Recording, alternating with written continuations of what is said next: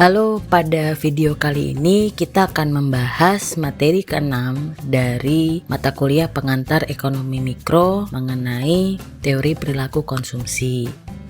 Jadi, jika pada video-video sebelumnya kita sudah mempelajari ya sebetulnya mengenai perilaku konsumen, mulai dari kurva permintaan, kemudian bagaimana peran dari kurva permintaan pada keseimbangan pasar, lalu mengenai surplus konsumen dan elastisitas. Pada video ini kita akan memperdalam lagi nih, seperti apa sih teori perilaku konsumsi pada ilmu ekonomi.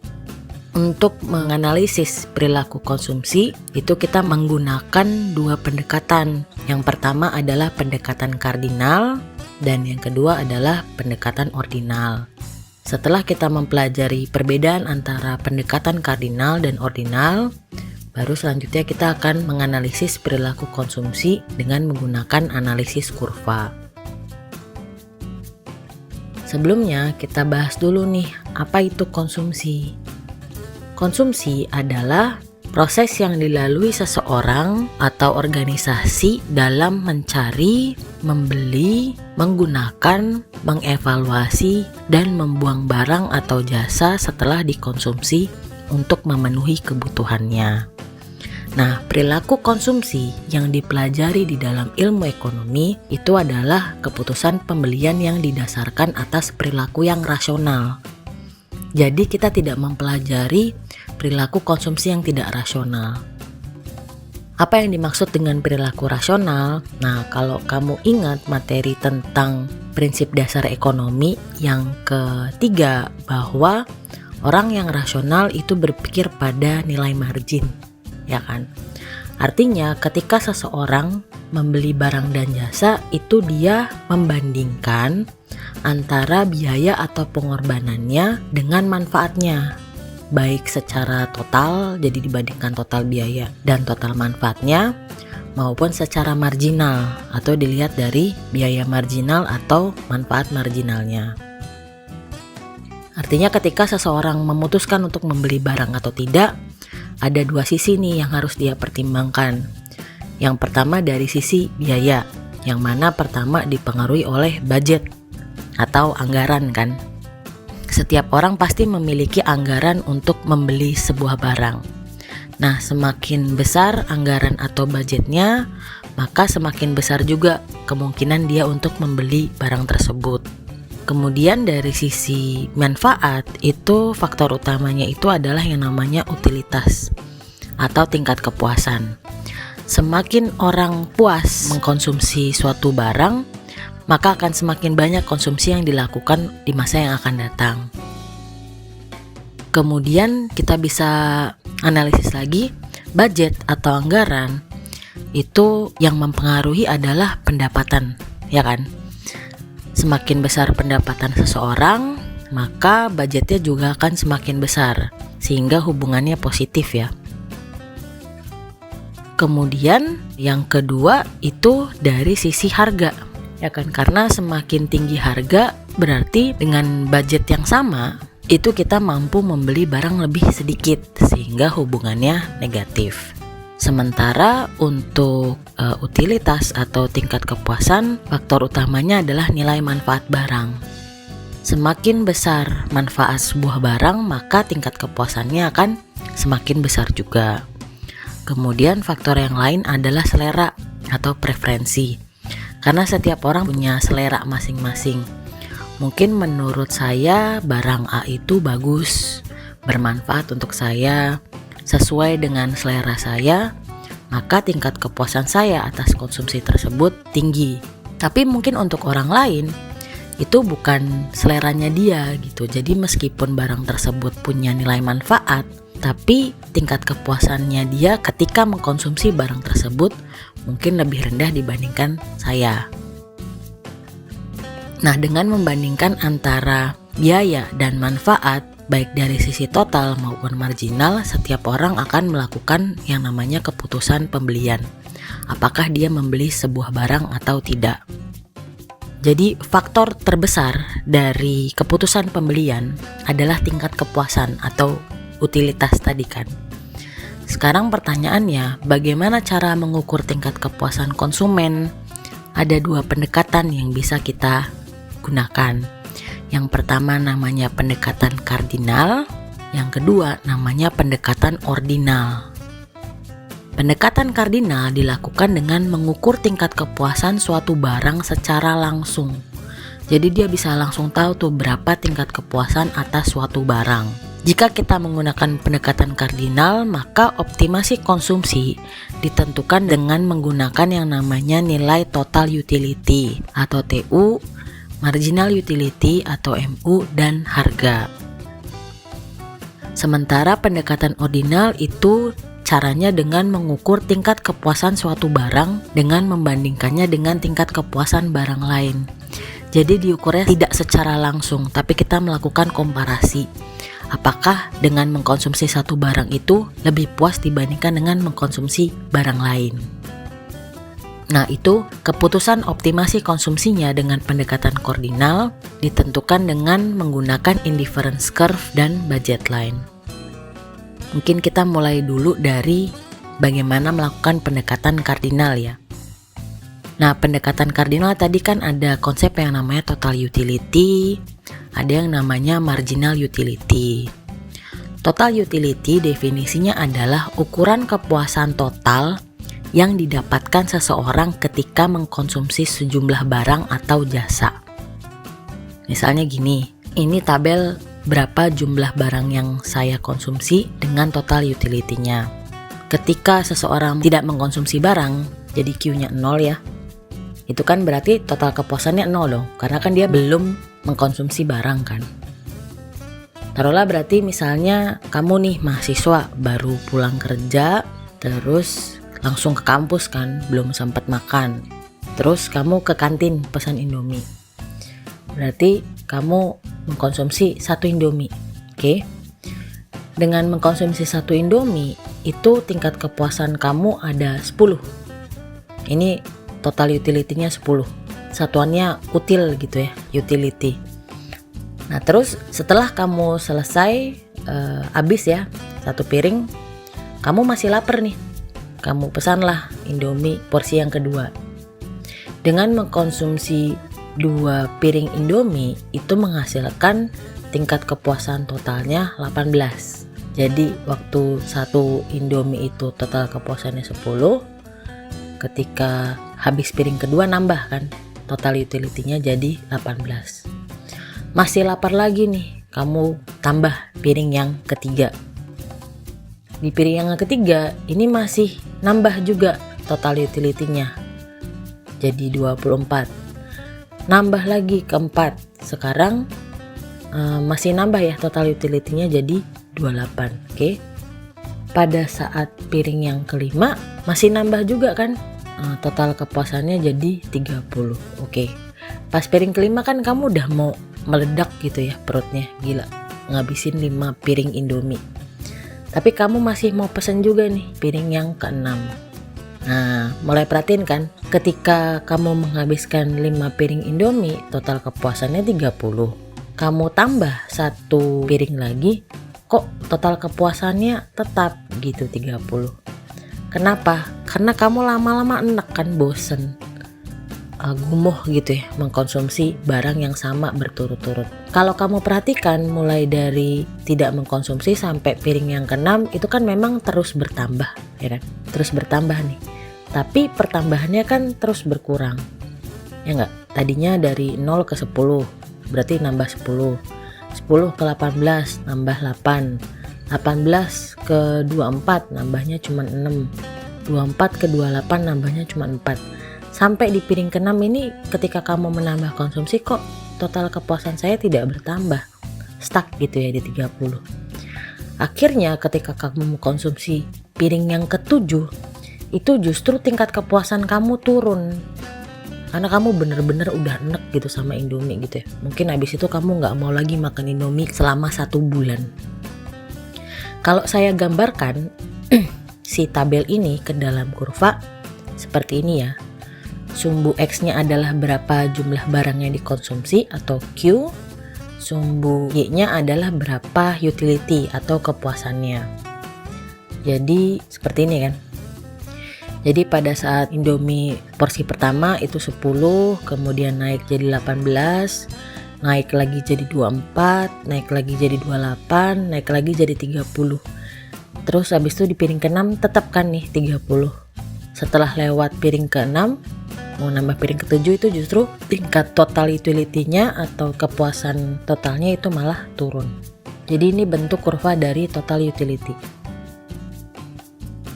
Sementara marginal utility itu adalah berapa tambahan kepuasan total yang didapatkan setiap menambah satu unit barang yang dikonsumsi. Jadi kalau total kita mengukur total dari berapa sejumlah konsumsi ya. Kalau marginal itu berapa tambahannya. Jadi kayak gini kan. Tadi bahwa ketika saya menambah dari saya belum makan Indomie, saya tambah satu piring, itu kepuasan saya nambah 10. Nambah piring yang kedua itu sekarang tingkat kepuasannya secara total masih naik, tapi tambahan kepuasannya turun kan jadi 8. Kemudian piring ketiga itu tambahan kepuasannya turun lagi jadi 6. Piring keempat tambahan kepuasannya turun lagi jadi 4. Terus turun sampai akhirnya di piring ketujuh itu malah nilainya negatif ya, bukannya nambah, malah total kepuasannya berkurang. Yang mana kalau kita gambarin kurvanya itu seperti ini. Ya kan? Di piring yang pertama tambahannya besar nih 10. Piring yang kedua mulai turun 8, 6, lama-lama minus ya kan. Nah kalau kamu perhatiin ini titik maksimal dari total utility itu sama dengan ketika marginal utility-nya itu 0 ya kan. Perhatiin nggak? Ini kan nilai maksimal dari total utility-nya kan 30. Itu pada saat marginal utility-nya sama dengan 0 gitu. Nah, si pendekatan kardinal ini mengikuti yang namanya hukum Gosen. Ada dua nih hukum Gosen. Yang pertama bahwa total kepuasan itu meningkat seiring dengan peningkatan barang yang dikonsumsi. Namun marginal utility-nya atau tambahan kepuasannya itu akan terus turun, ya kan? Semakin kamu tambah konsumsinya, memang total utility-nya akan naik, tapi marginal utility-nya itu akan terus turun. Ini yang dinamakan dengan law of diminishing return. Atau bahwa setiap kamu menambah konsumsi barang yang sama, itu nilai marginnya lama-lama akan terus turun. Nah kalau kamu perhatiin ini titik A adalah awal mula dari konsumsi barang kan ya, yang pertama. Ketika di titik A sampai di sini, di titik A TU meningkat seiring dengan penambahan konsumsi namun MU turun. Ini sesuai dengan hukum Gosen yang satu ya. Total utility-nya naik, MU-nya tapi turun. Nah, sampai pada titik B itu TU mencapai titik maksimumnya pada saat MU sama dengan 0. Tadi ya udah saya bilang. Nilai maksimumnya kan 30. Itu pada saat marginal utility-nya sama dengan 0. Kemudian setelah melewati titik maksimum ini, TU akan turun seiring dengan penambahan konsumsi karena marginal utility-nya itu sudah negatif atau kurang dari 0 gitu ya. Terus hukum Gosen 2 ada juga nih, dia bilang bahwa jika kita memiliki lebih dari satu barang, ini kan cuma satu barang ya, Indomie. Kalau ceritanya lebih dari satu barang, berarti kita membandingkan berapa marginal utility dari suatu barang dibandingkan dengan harga barangnya, dibandingkan dengan marginal utility dari barang lain. Jadi ini ada 3 barang nih, ada barang X, barang Y, dan barang Z. Maka keputusan pembeliannya itu ditentukan pada saat marginal utility X dibagi harga X, itu sama dengan marginal utility barang Y dibagi dengan harga barang Y, sama dengan marginal utility barang Z dibagi dengan harga dari barang Z gitu ya. Mungkin untuk hukum Gosen 2 tidak akan kita bahas pada pengantar ekonomi mikro. Ini nanti akan lebih lanjut dipelajari pada saat kamu mengambil mata kuliah teori ekonomi. Tapi yang penting kamu tahu gitu ya, bahwa pendekatan kardinal itu nggak cuma bisa digunakan untuk mengukur tingkat kepuasan satu jenis barang aja, tapi sebetulnya juga bisa digunakan untuk mengukur tingkat kepuasan beberapa jenis barang secara bersamaan. Oke, lalu kalau kamu perhatikan ya, tadi kan saya balik lagi deh. Kalau satu piring Indomie itu 10 util, 2 Indomie itu 18 util. Padahal kenyataannya kita kan tidak bisa memberikan angka kan kepada tingkat kepuasan atas konsumsi barang. Ya dong, nggak ada alat ukurnya. Beda seperti berat badan yang bisa diukur dengan timbangan secara jelas.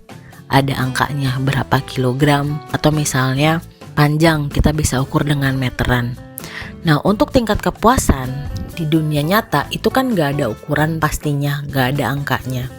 Sehingga pendekatan yang lebih realistis yang bisa kita gunakan untuk mengukur tingkat kepuasan itu adalah pendekatan ordinal. Nah, pendekatan ordinal itu apa? Pendekatan ordinal itu kita tidak lagi menggunakan total utility atau marginal utility, tapi kita menggunakan bantuan kurva yang namanya indifference curve atau IC. Indifference curve adalah kurva yang menggambarkan konsumsi dua jenis barang atau jasa yang menghasilkan tingkat kepuasan yang sama.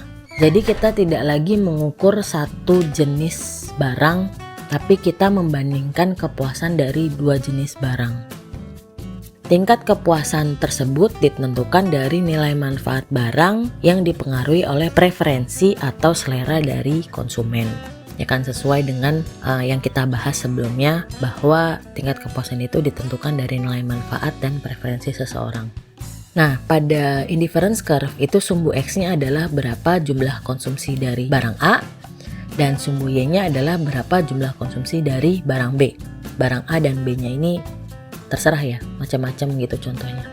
Jadi ini tadi sumbu Y-nya adalah barang 1, sumbu X-nya adalah barang yang kedua.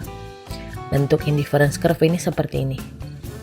Jadi dia bentuknya downward sloping, tapi beda ya dengan kurva permintaan. Kalau kurva permintaan kan lurus, ya kan. Kalau indifference curve ini dia agak bengkok ini. Inilah bentuk dari indifference curve.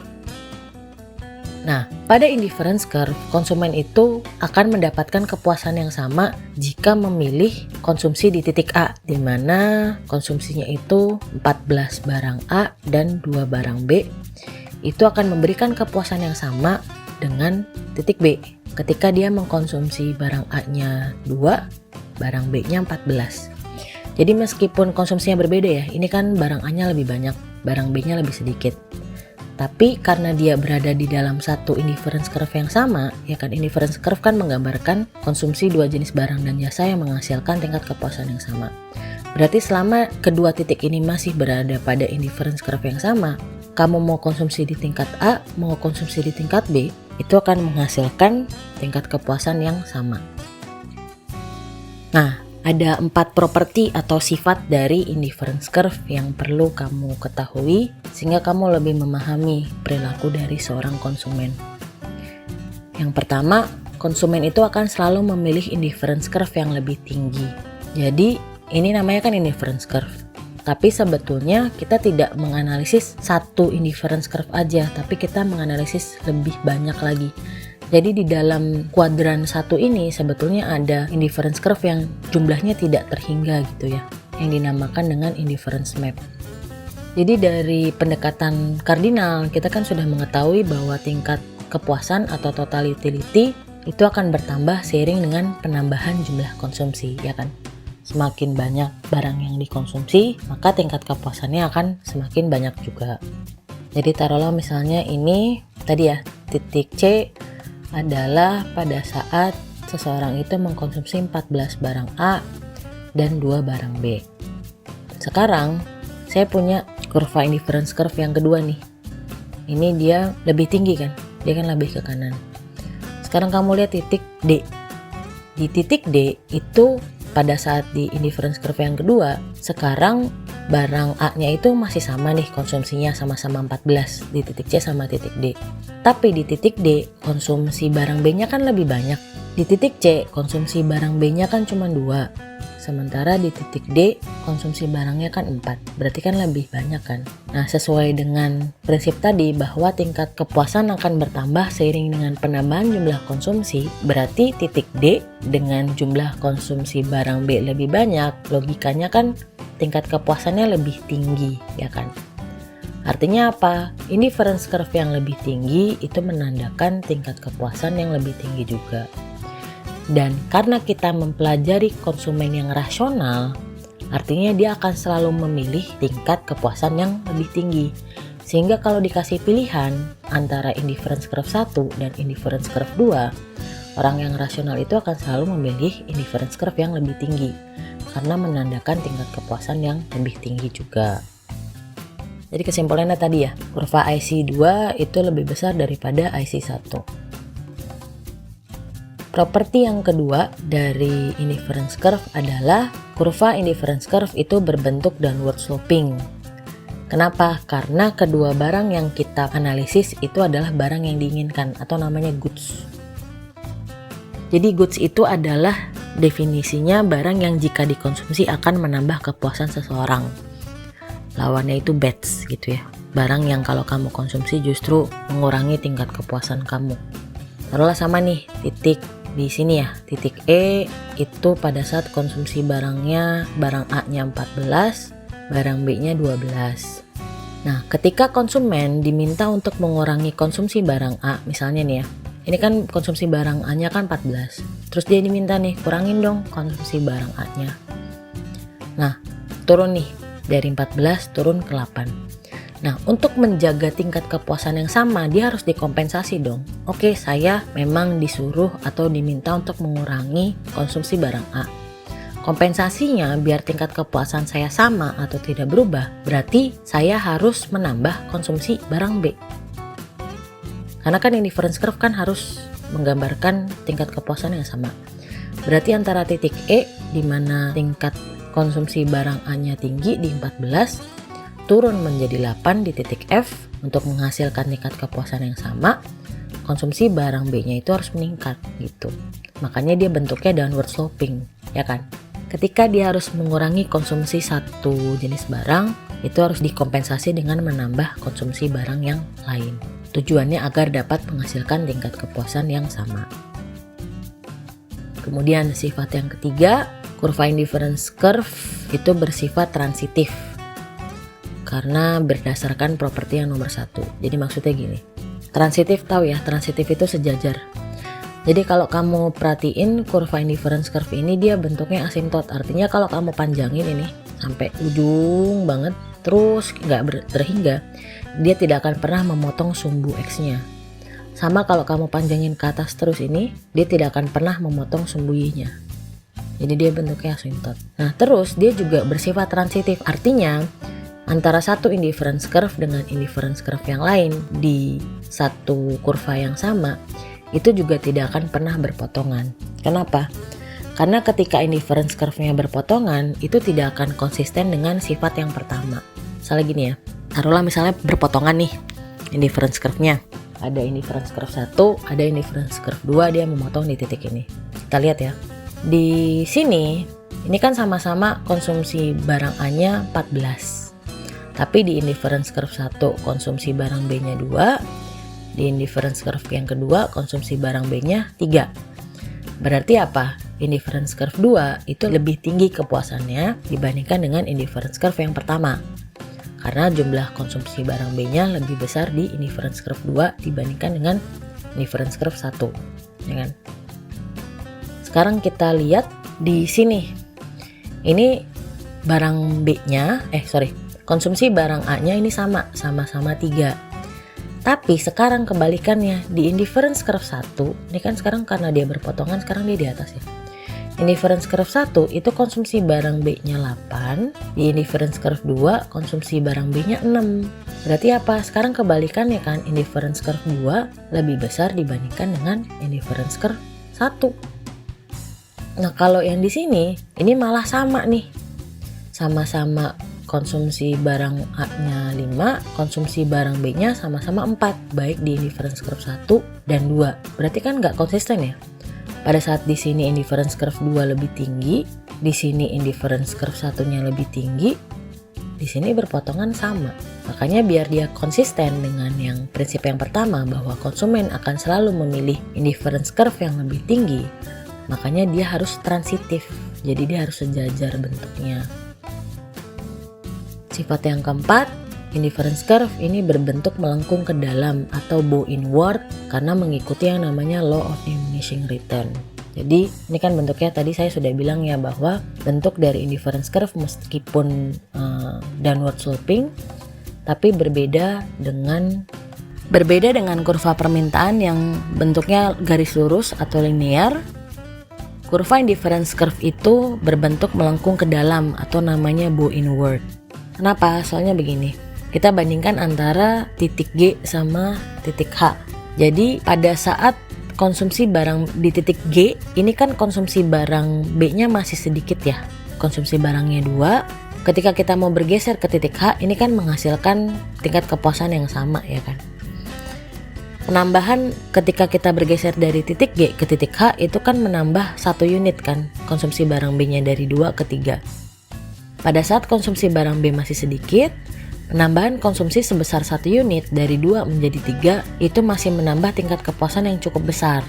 Karena itu kita rela tuh untuk menambah 1 aja konsumsi barang B, kita rela mengorbankan 6 konsumsi barang A karena barang B-nya masih sedikit. Ya kan, sama dengan kasus piring Indomie tadi. Waktu kamu masih di piring pertama atau di piring kedua, itu tingkat kepuasannya masih tinggi ya kan, karena kamu masih lapar. Nah, hal ini ditandai dengan keinginan untuk mengorbankan konsumsi 6 barang A dari 14 ke 8 ya kan. Bandingin ke yang sini. Kalau kita mau bergeser dari titik I ke titik J, sama kan, sama-sama kita mau nambah konsumsi barang B sebesar 1 unit dari 6 ke 7. Cuman sekarang posisinya konsumsi barang B-nya kan sudah banyak. Ketika kita terus bertambah ya konsumsi barang B-nya, tambahan kepuasannya kan akan terus berkurang. Sama dengan si piring Indomie lagi, di piring ke-6 sama ke-7 kamu udah mulai enak. Sama nih ceritanya dengan konsumsi barang B, kamu udah mulai enak konsumsi barang B, sehingga ketika kamu tambah dari 6 barang B ke 7 barang B, itu pengorbanan konsumsi barang A kamu akan berkurang, jadi cuma 1 aja. Bandingin ya antara sini, dari 2 barang B ke 3 barang B, jadi kamu nambah 1 unit, kamu rela mengorbankan 6 barang A. Tapi ketika kamu sudah punya banyak barang B, kamu mau tambah 1 lagi, itu keinginan kamu untuk berkorban barang A itu akan semakin kecil. Jadi ini menandakan sama ya dengan pendekatan kardinal yang namanya law of diminishing return. Lama-lama itu tingkat kepuasan kamu akan terus berkurang gitu. Makanya keinginan kamu untuk mengorbankan barang yang lain itu juga akan berkurang. Oke, berarti dari 4 properti ini kan kamu bisa tahu ya bagaimana perilaku dari konsumen. Nah, berdasarkan sifat yang pertama, kan konsumen akan selalu memilih indifference curve yang lebih tinggi. Oke, berarti kalau misalnya saya punya indifference curve yang banyak gitu ya, sampai atas, pertanyaannya di titik mana konsumsinya berhenti kalau setiap orang itu akan selalu memilih tingkat kepuasan yang lebih tinggi. Padahal ini kan nggak ada batasnya ya, sampai ke sana, nembus ke sana gitu kan. Nah, konsumsi itu kan sudah dibahas juga di awal bahwa tidak hanya ditentukan dari tingkat kepuasannya saja, tapi juga diukur dari daya beli konsumennya, atau dilihat dari berapa pengorbanan atau biaya yang dikeluarkan untuk mengkonsumsi barang tersebut. Karena kan terbatas ya, anggaran seseorang terbatas. Kemudian juga faktor harga akan mempengaruhi berapa barang yang ingin dibeli gitu kan. Hal ini direpresentasikan oleh yang namanya budget line. Jadi indifference curve itu mengukur dari sisi manfaat barangnya, budget line itu mengukur dari sisi biayanya. Budget line itu definisinya adalah garis yang menggambarkan kombinasi dari jumlah pemilihan maksimal dari 2 jenis barang. Nah, budget line ini dipengaruhi oleh 2 hal. Kalau kamu ingat, yang pertama pendapatan dan harga dari masing-masing barang. Jadi ini sama ya, ini adalah jumlah barang B, ini adalah jumlah barang A. Taruhlah misalnya pendapatannya $1.000, oke. Sementara barang A-nya harganya $10, barang B-nya itu harganya $5. Nah, dengan pendapatan $1.000, jumlah barang A maksimal yang dapat dibeli adalah 100 unit, ya kan? Jadi kalau misalnya $1.000 ini dibeliin barang A semua, tinggal dibagi aja kan, $1.000 dibagi 10. Berarti maksimal kamu bisa beli barang A 100. Berarti di sini ya, taruhlah. Ini kan barang A maksimalnya. Kemudian jumlah barang B yang maksimal dapat dibeli adalah 200 unit. Jadi kalau pendapatan kamu $1.000 ini dibeliin barang B semua, berarti tinggal dibagikan 1000 dibagi 5. Berarti 200. Taruhlah di sini gitu ya. Nah, kalau kamu tarik titik maksimal antara konsumsi barang A dan konsumsi barang B, inilah yang dinamakan dengan budget line atau BL. Berarti setiap titik dari budget line ini menggambarkan berapa kombinasi dari barang A dan barang B yang bisa dibeli dengan budget maksimal $1.000. Jadi kan kamu bisa beliin semuanya barang A, itu 100. Kamu bisa juga beliin semuanya barang B, itu 200. Tapi bisa juga kombinasi diantaranya kan, sebagian barang A tapi juga sebagian barang B. Jadi setiap titik ini menggambarkan budget yang sama dari pembelian atas dua jenis barang. Oke, budget line dipengaruhi oleh pendapatan, sehingga pada saat pendapatan konsumennya berubah, maka budget line-nya akan berubah juga. Jadi misalnya gini, tadi kan pendapatannya $1.000, budget line-nya kayak gini ya, kan sudah kita gambarkan. Kemudian taruhlah misalnya pendapatannya naik nih, 2 kali lipat jadi $2.000, oke? Berarti sekarang kan harga barang maksimal yang bisa dibelikan juga naik. Ketika kamu belikan pendapatan kamu semua barang A, itu kan cuma bisa beli 100. Tapi sekarang karena pendapatan kamu naik, kalau kamu beliin barang A semua, itu naik jadi 200, ya kan? 2000 dibagi 10. Sama juga kemampuan kamu untuk membeli barang B juga akan meningkat. Sekarang kamu bisa beli 400. Berarti dia shifting ke kanan. Jadi tadi dengan tingkat pendapatan yang bertambah $2.000, konsumen dapat membeli lebih banyak barang A dan membeli lebih banyak barang B. Nah, sehingga kurva BL-nya akan shifting bergeser ke kanan kalau misalnya pendapatannya bertambah, dan akan bergeser ke kiri kalau pendapatannya berkurang, ya kan? Mirip dengan kurva permintaan dan penawaran. Kurva BL shifting ke kanan dari BL1 ke BL2 menandakan bahwa kemampuan membeli barang B-nya meningkat, kemampuan membeli barang A-nya juga meningkat secara proporsional. Nah, budget line juga dipengaruhi oleh harga kan, karena untuk mengukur budget line tadi kan pendapatan dibagi sama harga barangnya. Sehingga ketika harga barangnya naik atau turun, maka budget line-nya juga akan berubah. Jadi misalnya ini pendapatannya 1000, harga barangnya $10, harga barang B $5 ya kan. Ini kan yang pertama nih, budget line yang pertama. Kemudian misalnya nih harga barang A lagi diskon, sekarang yang tadinya $10 menjadi $5 ya kan. Sementara pendapatannya sama. Berarti sekarang dengan pendapatan yang sama, kamu bisa membeli lebih banyak barang A kan. Tadinya kamu sanggup membeli maksimal 100, sekarang karena harganya lebih murah, kamu bisa beli barang A lebih banyak kan, jadi 200 ya kan, 1000 dibagi 5.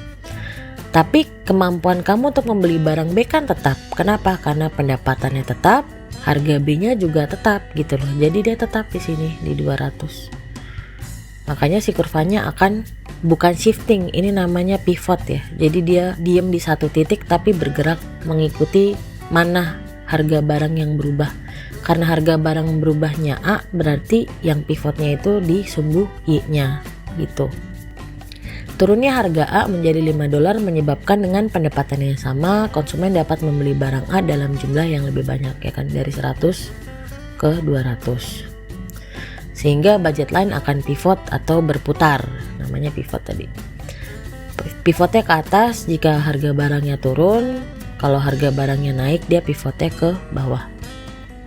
Terus kalau yang berubah itu harga barang B, dia akan pivotnya ke kanan. Jadi ininya diem, tapi dia pivot ke kanan sama ke kiri kalau harga barang B-nya naik.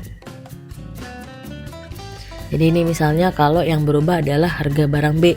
Jadi tadinya $5, sekarang turun 50% jadi $2,5. Jadi ininya tetap ya, barang A-nya tetap karena pendapatannya tetap, harga barang A-nya tetap. Tapi barang B-nya sekarang kamu bisa beli barang B 2 kali lebih banyak. Ya kan, tadinya cuma 200, 1000 dibagi 5, sekarang jadi 400.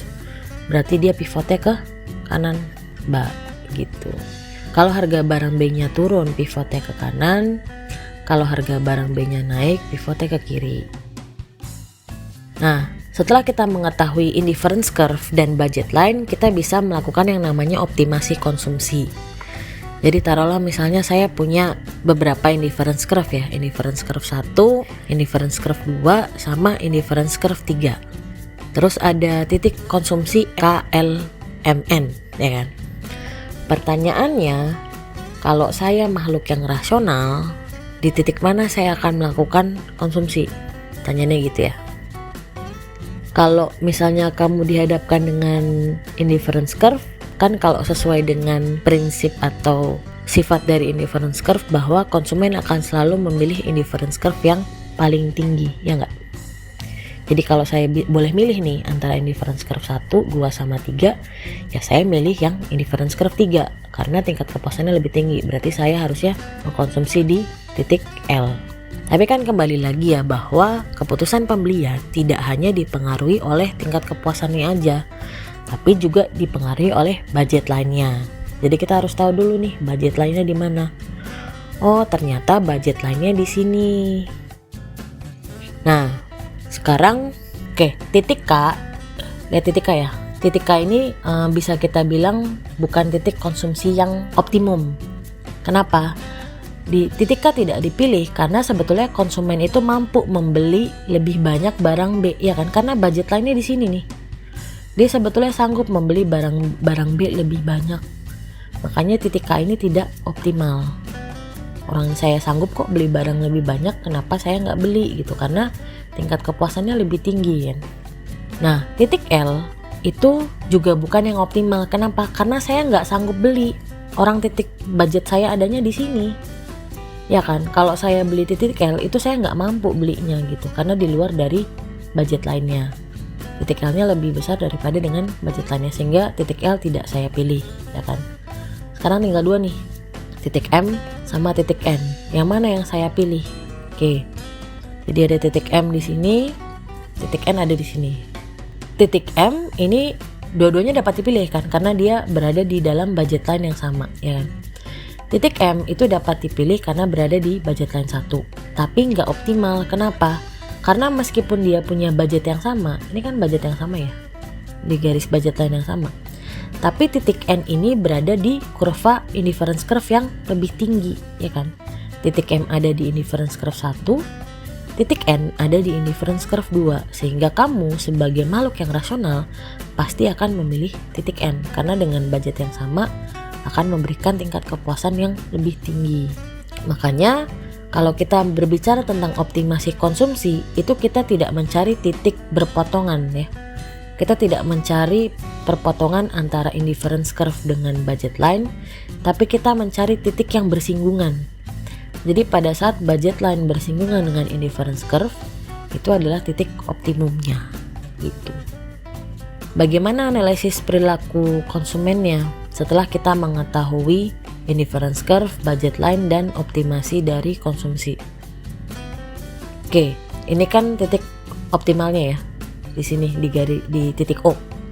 Pada saat indifference curve 1 bersinggungan dengan budget line 1. Nah, taruhlah misalnya pendapatannya naik nih, Y-nya meningkat.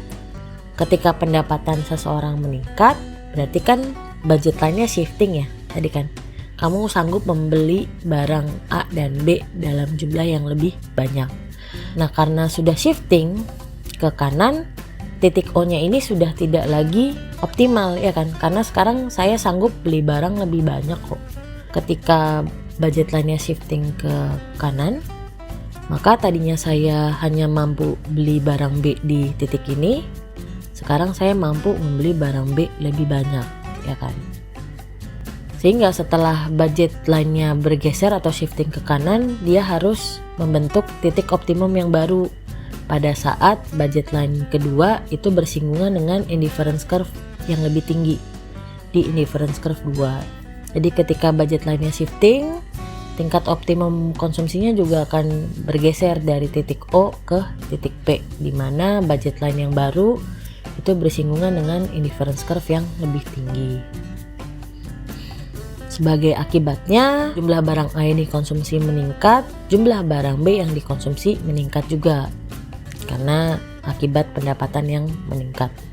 Nah, catatan juga, karena kedua barangnya adalah barang normal, ketika pendapatan yang meningkat, maka konsumsi kedua barang tersebut akan meningkat juga. Jadi kalau kamu ingat pembahasan mengenai elastisitas pendapatan, bahwa ada 3 jenis barang nih. Ada barang inferior, ada barang normal, dan ada barang luks. Barang normal adalah ketika pendapatan seseorang meningkat, maka konsumsi barang tersebut akan meningkat secara proporsional. Kalau barang inferior itu ketika pendapatan seseorang meningkat, justru konsumsi barang tersebut itu turun, ya kan, karena barangnya barang jelek gitu ya. Dia meninggalkan barang yang kualitasnya buruk dan memilih untuk membeli barang yang kualitasnya lebih baik. Jadi kasus ini, analisis kurva ini hanya berlaku kalau kedua barangnya itu sifatnya normal. Nah, kalau salah satunya inferior seperti apa? Misalnya ini ya, barang A-nya itu barang inferior, barang B-nya itu adalah barang normal. Sama nih kasusnya, terjadi peningkatan pendapatan. Berarti budget line-nya shifting ke kanan, ya kan, dari BL1 ke BL2. Berarti sekarang titik optimum dari konsumsinya itu sudah tidak lagi di titik Q. Karena pada saat terjadi peningkatan pendapatan, maka konsumen mampu membeli barang A dan barang B dalam jumlah yang lebih banyak, sehingga dia shifting. Berarti sekarang titik optimum konsumsinya itu bergeser dari titik Q ke titik R, ya kan? Dimana titik R ini berada pada indifference curve yang lebih tinggi. Nah, karena barang A adalah barang inferior, tadi ingat ya, kan barang B-nya normal, barang A-nya inferior. Maka pada saat pendapatan meningkat, konsumsi barangnya justru akan turun, kelihatan ya. Di titik optimum yang baru, itu konsumsi A-nya itu justru turun. Padahal berada di indifference curve yang lebih tinggi, artinya tingkat kepuasannya lebih tinggi. Tapi dia memilih untuk mengurangi konsumsi barang A agar dia bisa menambah konsumsi barang B gitu. Jadi pada kasus dua barang di mana satu barang normal dan satu barang inferior, ketika pendapatannya meningkat menyebabkan budget line-nya bergeser ke kanan, membentuk titik optimum konsumsi yang baru, itu efeknya si barang inferiornya itu konsumsinya akan dikurangi dan si konsumen itu memilih untuk menambah barang normal karena akan menghasilkan tingkat kepuasan yang lebih tinggi. Nah, kemudian bagaimana perubahan dari harga? Karena kan budget line juga dipengaruhi oleh harga ya, tidak hanya dipengaruhi oleh pendapatan. Taruhlah misalnya ini adalah titik optimum dari sebuah konsumsi barang A dan B, ya kan, dimana budget line 1 menyinggung indifference curve 1 di titik S. Nah, taruhlah misalnya harga barang A turun nih. Kalau harga barang A turun, maka meskipun pendapatan tidak berubah, konsumen itu mampu membeli barang A dalam jumlah yang lebih besar, ya kan, tadinya dia sanggupnya beli di sini, dia sekarang sanggup beli barang A lebih banyak karena harga barang A-nya turun. Berarti dia pivot ke atas, ya kan, dari budget line 1 ke budget line 2. Penurunan harga tersebut akan menyebabkan slope dari budget line berubah atau pivot ke atas.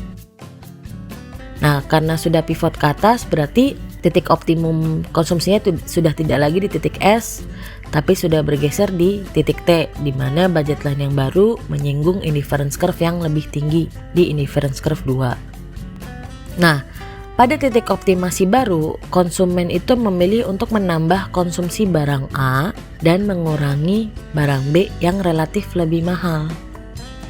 Perhatiin ya, dari titik S ke titik T. Jadi di titik T itu dengan tingkat kepuasan yang lebih tinggi, si konsumen itu memutuskan untuk menambah konsumsi barang A yang harganya sekarang turun dibandingkan dengan konsumsi barang B yang sekarang harganya relatif lebih mahal. Jadi ketika harga barang A turun, efeknya adalah konsumsi barang A-nya naik, konsumsi barang B-nya turun gitu. Nah, perubahan perilaku konsumen kan dipengaruhi oleh dua faktor, budget dan tingkat kepuasan. Budget itu dipengaruhi oleh pendapatan dan harga barang, ya kan? Sudah kita bahas pada slide sebelumnya. Sementara tingkat kepuasan dipengaruhi oleh nilai manfaat barang dan preferensinya. Tingkat kepuasan atas konsumsi suatu kebutuhan tidak hanya dapat dipenuhi oleh satu jenis barang saja, tapi ada alternatifnya atau substitusi. Jadi itu sebabnya kenapa ketika harga barang A itu murah turun, dia memilih untuk menambah konsumsi barang A dan mengurangi konsumsi barang B. Karena barang A dan barang B ini sebetulnya memiliki sifat substitusi, ya kan? Saya bisa memenuhi kepuasan saya dengan mengkonsumsi barang A, atau saya juga bisa memenuhi kepuasan saya dengan mengkonsumsi barang B. Nah, ini yang disebut sebagai efek substitusi gitu ya.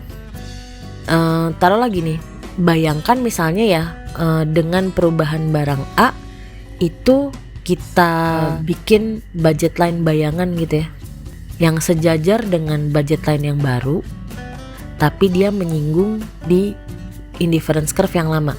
Kebayang nggak? Ini kan budget line yang lama nih ya.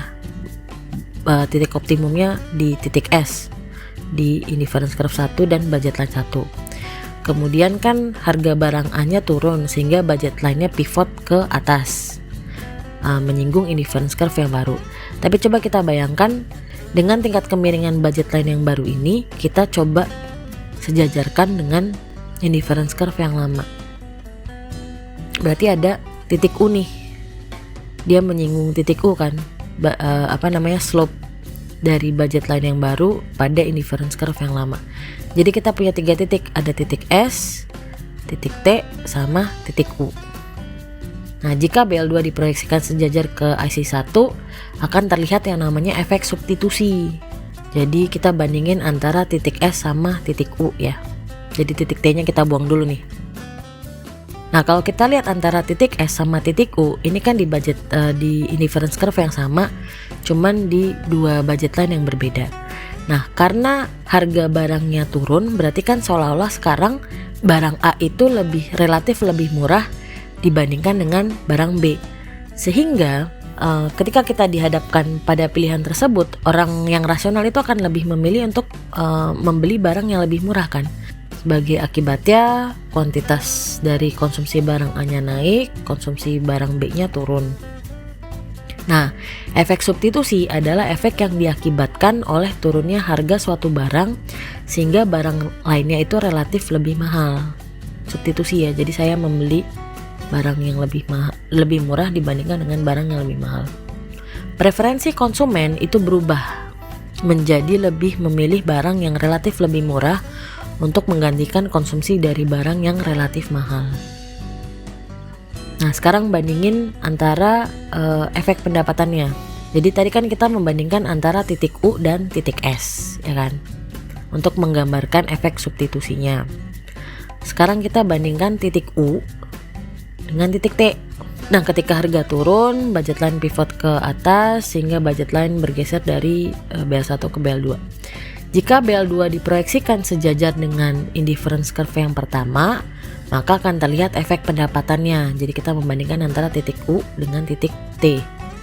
Nah, kalau kamu lihat, itu kan sebetulnya pada saat harga barang A turun, daya beli saya kan meningkat, walaupun pendapatan saya tetap. Tapi dengan turunnya harga A, sebetulnya budget saya agak lebih lega nih.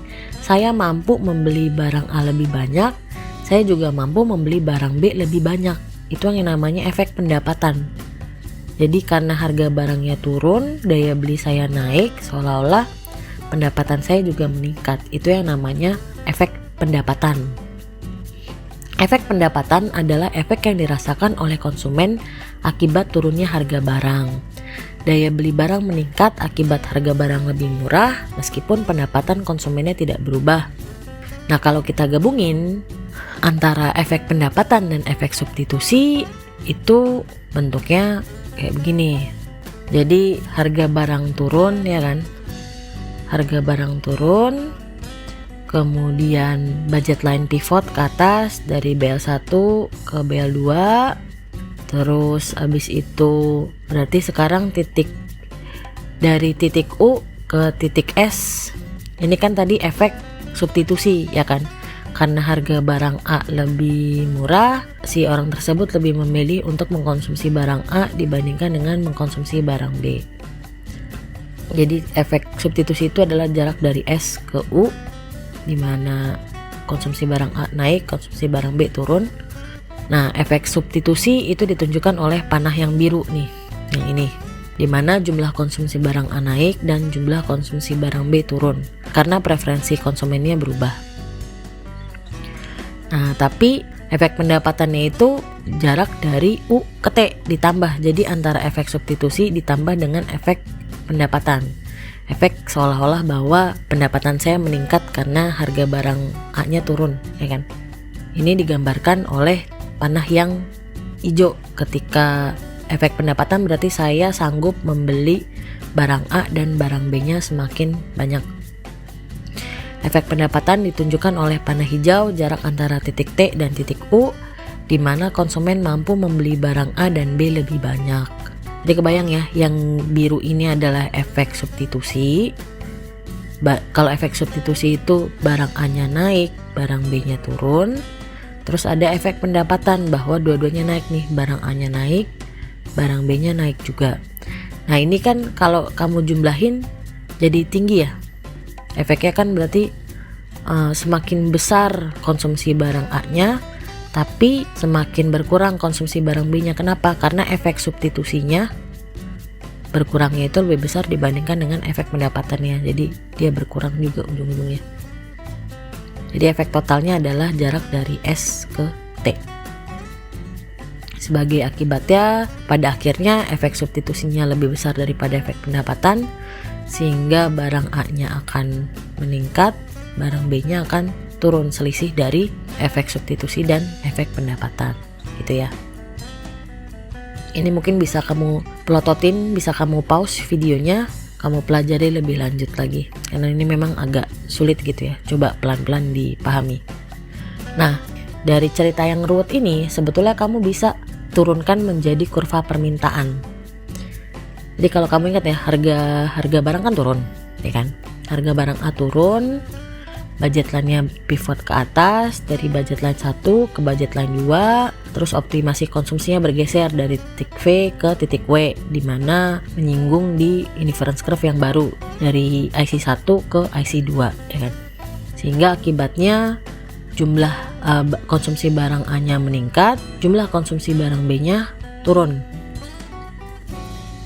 Nah, kalau kita gambarkan ke dalam kurva permintaan, berarti kan sama aja ya. Pada saat harga barang A1 itu jumlah barang A yang diminta itu sebesar 1 di sini kan, di titik V.